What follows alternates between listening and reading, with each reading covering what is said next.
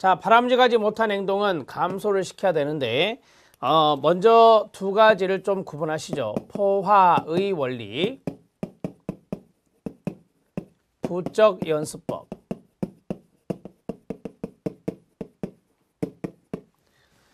자, 포화의 원리는 부적절한 행동을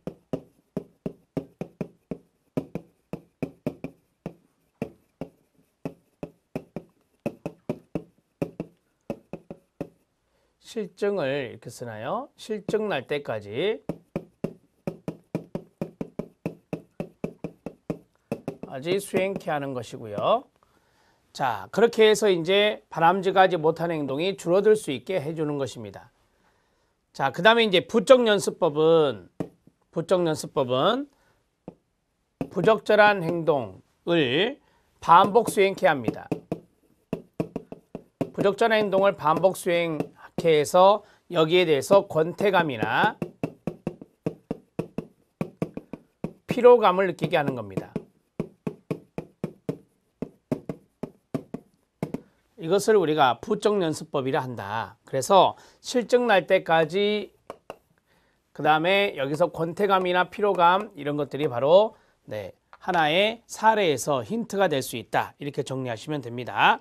자, 그러면 실증 날 때까지 수행하게 되면 여기에 대해서 불쾌 자극을 느끼게 돼서 불쾌 자극 느껴 감소된다. 이렇게 정리하시면 돼요. 바람직하지 못한 행동이 감소된다. 권태감이나 피로감을 느끼게 되면 이것도 마찬가지 감소된다. 이렇게 정리하시면 됩니다. 권태감이나 피로감을 느끼는데 계속 할 리가 없잖아요. 그래서 줄어든다라고 하는 것을 생각하시면 되겠습니다. 그 다음에 DRO입니다. 자, DRO는 차별 강화 기법이라고 이야기할 수 있는데요. 자, 부적절한 행동이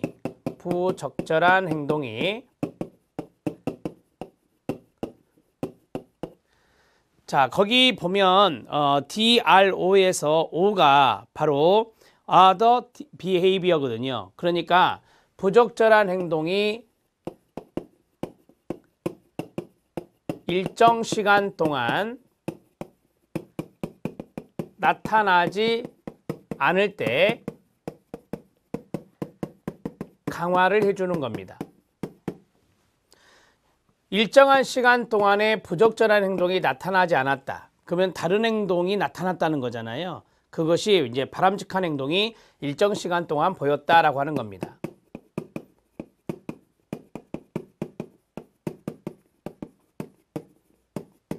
이게 이제 other behavior가 되겠죠. 다른 행동. 바람직하지 못한 행동과 다른 행동. 그랬을 때 우리가 거기에 대해서 차별 강화를 해주는 것이다 라고 보시면 되겠습니다. 자, 그 다음에 거기 하나 더 있었죠. 상호제지법, 혐오치료법이 있었습니다.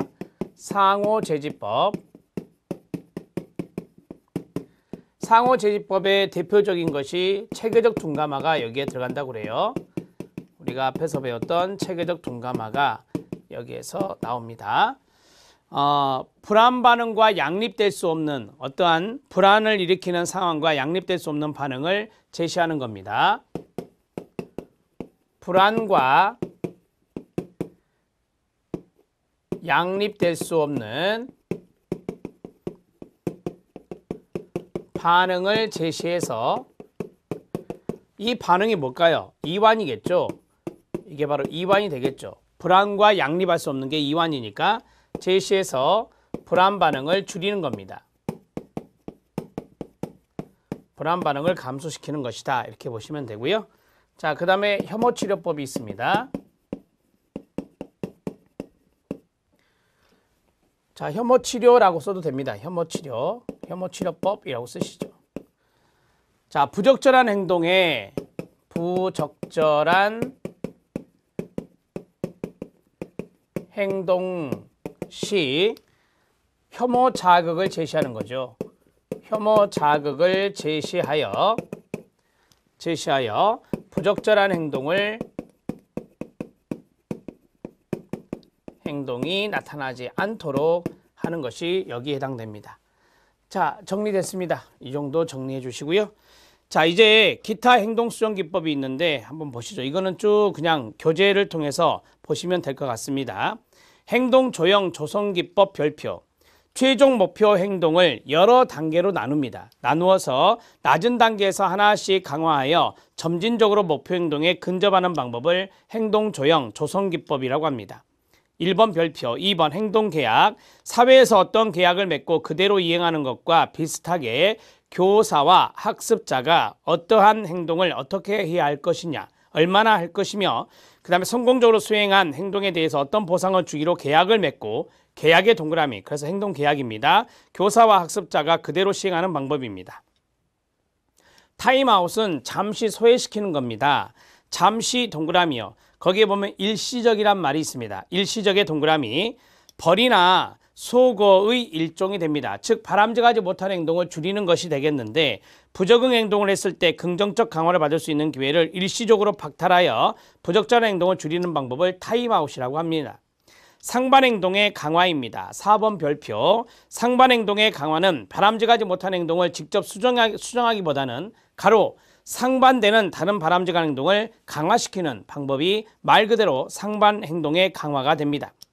자, 5번째 용암법입니다. 용암법 별표. 한 행동이 다른 상태에서도 발생할 수 있도록 그 조건을 점차적으로 변경해주는 과정의 방법을 말합니다. 자, 행동을 좌우하는 기존의 자극을 점차 줄여감으로써 변화하는 자극의 통제를 받도록 하는 자극 통제의 변화를 의미합니다. 우리가 이제 자전거를 처음 배우는 아이가 있다. 그러면 이 자전거를 가르쳐 줘야 되잖아요. 타는 방법을. 그럴 때 우리가 용암법이란 것을 많이 활용한다고 합니다.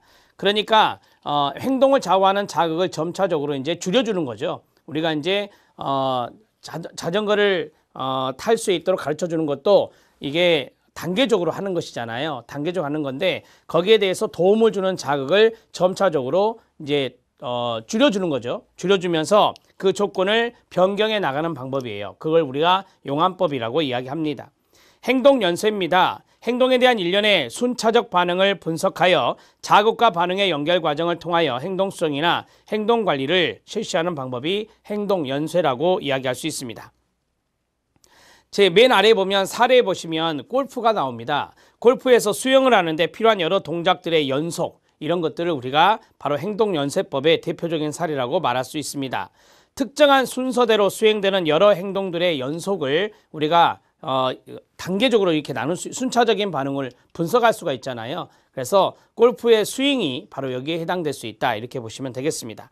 연쇄의 2번 들어갑니다. 각 행동이나 반응은 다음 반응에서 식별자극의 역할을 하게 되는데 첫 반응은 두 번째 반응을 위한 식별자극을 산출하고 두 번째 반응은 세 번째 반응을 위한 식별자극을 산출하여 모든 반응이 끝날 때까지 차례대로 발생하며 행동 연쇄는 마지막 반응이 강화되는 결과를 가져올 때만 계속될 수 있습니다. 행동 연쇄는 처음부터 과제를 단계별로 목표 행동을 설정하여 실천하는 전진 행동 연쇄가 있고요. 맨 마지막 과제부터 한 가지씩 역순으로 목표 행동을 실천하는 역순 행동 연쇄도 있습니다. 그러니까 처음부터 단계적으로 하는 전진 행동 연쇄가 있고 끝에서부터 이제 반대로 한 가지 역순으로 목표 행동을 실천할 수 있는 바로 말 그대로 역순 행동 연쇄 두 가지로 구분된다라고 합니다. 자, 그러면 우리가 이제 여기까지 진행을 했는데 행동 조형 조성 기법이라고 하는 것이 있었죠. 그 다음에 용암법이란 게 있었죠. 그 다음에 행동 연쇄라고 하는 것이 있었죠. 이 세 가지 정도만 여러분들에게 좀 정리를 하겠습니다. 행동 조형 behavior shaping이라고 해서 조성기법이라고 시험에 나온 적이 있습니다. 조성기법이라고 나온 적이 있고 그 다음에 두 번째가 행동 연쇄법을 하겠습니다. 행동 연쇄법. 그 다음에 세 번째가 용암법이 있었습니다. 용암법. 자, 우리가 이제 행동 조형을 보니까 여러 단계로 나누어서 낮은 단계에서 하나씩 강화한다 그랬잖아요. 그러면 그림으로 표시하면 이런 식으로 이제 표시가 될 수 있는 겁니다.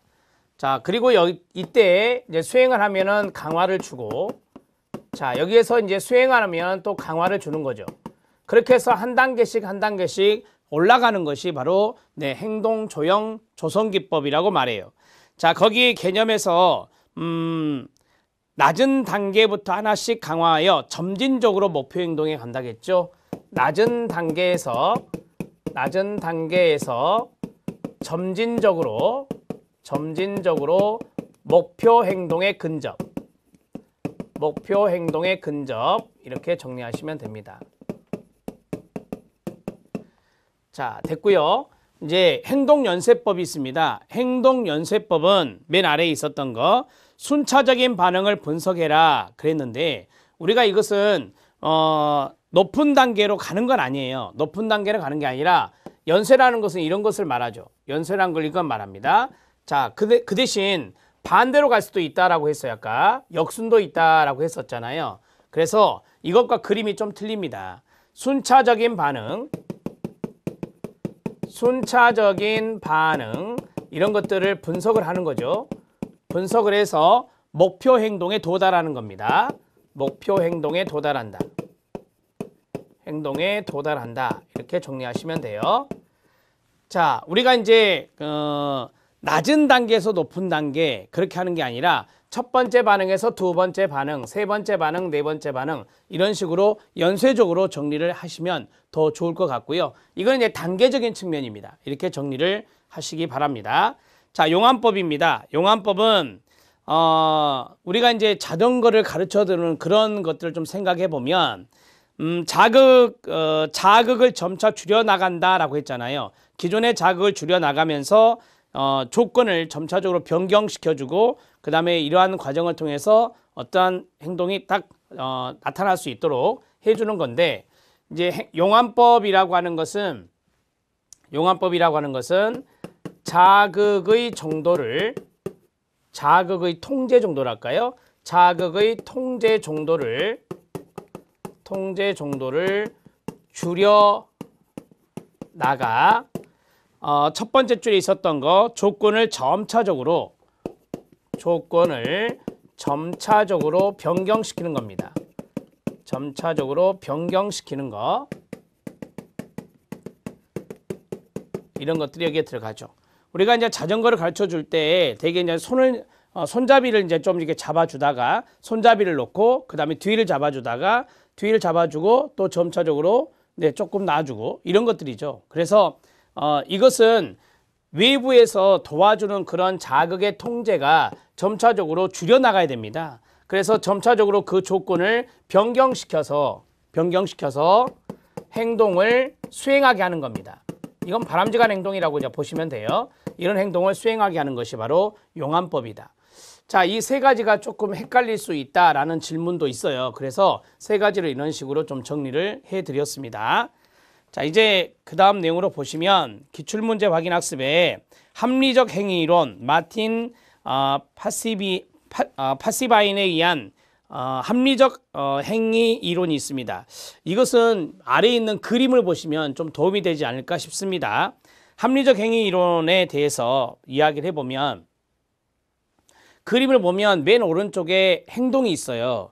이 행동이 이제 말 그대로 합리적인 행동이 되겠죠. 자, 그 전에 보니까 행위 의도가 있습니다. 이 행위 의도는 두 가지로 이루어지는데, 하나가 뭐냐? 행동에 대한 태도고, 하나가 뭐냐? 주관적 규범이라고 하는 겁니다. 그러면 이 두 가지에 의해서 행위 의도가 나타나게 되고요. 행동에 대한 태도는 왼쪽에 보니까 행동에 대한 신념과 그 다음에 행동에 대한 평가, 이 두 가지에 의해서 행동에 대한 태도가 결정된다라고 합니다. 그러니까 행동에 대한 태도의 두 가지 요소에 신념과 평가가 있는 것입니다. 그 다음에 주관적 규범은 중요한 타인의 의견이나 수능 동기, 이런 것들이 바로 주관적 규범을 구성하는 요소가 되겠습니다.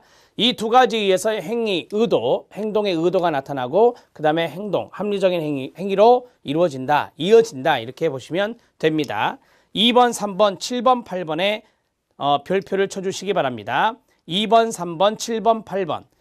자, 1번 보죠. 합리적 행위 이론은 피시바인과 아젠이 주장한 이론으로 학습 이론과 가치기대 이론, 인지일치 이론, 귀인 이론 등을 바탕으로 하고 있습니다. 참고하십시오.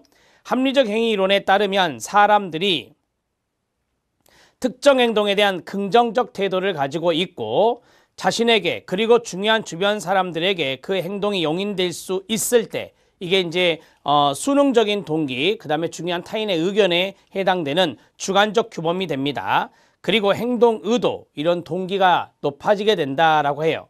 합리적 행위 이론은 BI가 있습니다. BI는 행위 의도와 연관성이 있는 거고요. 그 다음에 AB가 있습니다. AB는 행동에 대한 태도를 말합니다. 밑에 나오죠. 그 다음에 W1이 있습니다. W1은 개인의 태도가 되고요.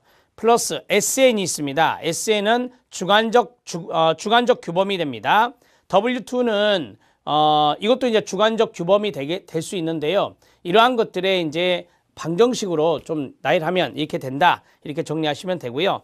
그냥 3번 지문은 밑에 있는 그림으로 연상을 하시면 되겠습니다. 자, 그 다음에 네 번째, 다섯 번째, 여섯 번째는 여러분들이 한번 읽어보시면 좋을 것 같고요. 자, 거기 6번을 보겠습니다. 합리적 행위 이론에서 개인의 의도로 행위를 예측할 수 있다고 보고 자기 의지로 통제할 수 있는 행위를 설명하는데 적용할 수 있으며, 이 이론에서는 행위 의도가 행위의 결정 요인이고 다른 요인들은 의도를 통하여 행위에 영향을 미친다고 가정합니다. 자, 우리가 이제 지금 행동에 대해서 쭉 이제 이야기를 하고 있잖아요. 그래서 행동에 대한 이론에 대해서 이야기를 하고 있습니다. 7번째, 특정한 행위를 수행하는 데 있어서 개인의 의도는 행위에 대한 태도와 끊어요. 행위에 대한 사회적 혹은 개인의 규범이라는 두 가지 요인에 의해서 결정된다. 제가 말씀드렸잖아요. 어떤 합리적인 행동을 수행하는 데는 두 가지가 있다. 밑에 그림에 나와 있는 대로 주관적 규범이라고 하는 것과 행위에 대한 태도, 이런 것들이 영향을 준다. 이렇게 보시면 돼요. 이게 이제 행위의 의도가 이제 나타나게 돼서 어떤 행동을 하게 되겠죠. 자, 그 다음에 행위에 대한 태도 두 가지 요소는 행위를 하면 어떤 결과가 나타날 것이라는 신념, 다른 말로 기대라고 하죠. 그 다음에 결과, 평가, 여기에 의해서 결정이 됩니다. 밑에 있는 그림을 여러분들에게 다시 한 번 더 이야기를 해보겠습니다. 합리적 행위 이론입니다. 시험에 출제가 됐고요.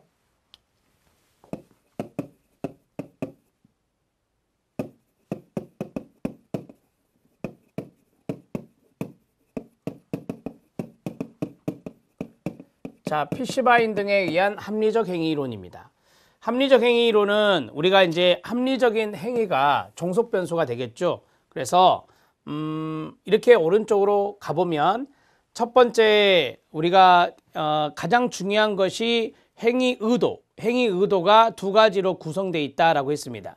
하나가 주관적 규범, 그 다음에 행위에 대한 태도인데, 행위에 대한 태도는 행동에 대한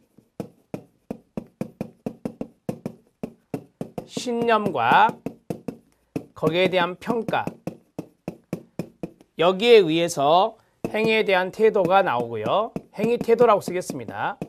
행위 태도. 자, 이게 이제 첫 번째가 되겠고, 그 다음에 두 번째는 이제 주요 타인의 의견. 자, 타인의 의견이나 수능 동기, 거기에 따르고자 하는 수능 동기. 슬래시로 하죠. 자, 수능 동기, 이것이 이제 주관적 규범. 이걸 개인의 규범이라고 합니다. 자, 거기에 영향을 끼치게 됩니다. 타인의 의견이 어떤지, 수능 동기가 어떤지에 따라서 개인의 규범인 주관적 규범이 나타나게 되고, 행동에 대한 신념과 평가에 의해서 행위 태도가 나타나게 되는데, 이 두 가지가 바로 행위 의도를 형성하는 데 영향을 줍니다. 이 행위 의도에 의해서 바로 합리적 행위가 나타날 수 있다라고 하는 것이죠. 이게 이제 맨 마지막에 종속 변수가 되는 겁니다. 자, 그러면 우리가 중요하게 생각해야 될 것은 바로 이 대목이에요. 이 대목. 행위 의도라고 하는 것은 이 행위에 대한 태도와 그 다음에 주관적 규범, 이 두 가지에 의해서 상당히 결정이 된다라고 하는 것을 이야기하고 있습니다. 자, 이 정도 정리하시면 되고요. 아래에 그 각주를 잠깐 보시면 PC바인의 합리적 행위 이론에 의하면 행위 의도는 동그라미 1, 행위에 대한 태도와 동그라미 2, 주관적 사회 규범에 의해 결정된다고 본다. 이렇게 정리하시면 되겠습니다. 자, 인지학습에 대해서 알아보죠. 인지학습은 이제 앞에 했던 학습 이론과는 조금 차원이 높아집니다. 고차원적인 학습 이론이라 말할 수 있고요. 인지학습에 각주가 붙었습니다. 아래 각주를 보면 복잡한 형태의 학습을 연구하기 위해서는 지각의 역할과 인지 과정에 주의를 기울여야 됩니다. 인지 과정의 박스. 인지 심리학적 견해를 가진 심리학자들은 학습, 특히 인간학습의 경우 조건화된 연합만으로 설명하는 데는 만족하지 못합니다. 그러니까 조건화된 학습보다 좀 더 차원이 높은 것이 바로 인지학습이다. 이렇게 보시면 되겠습니다.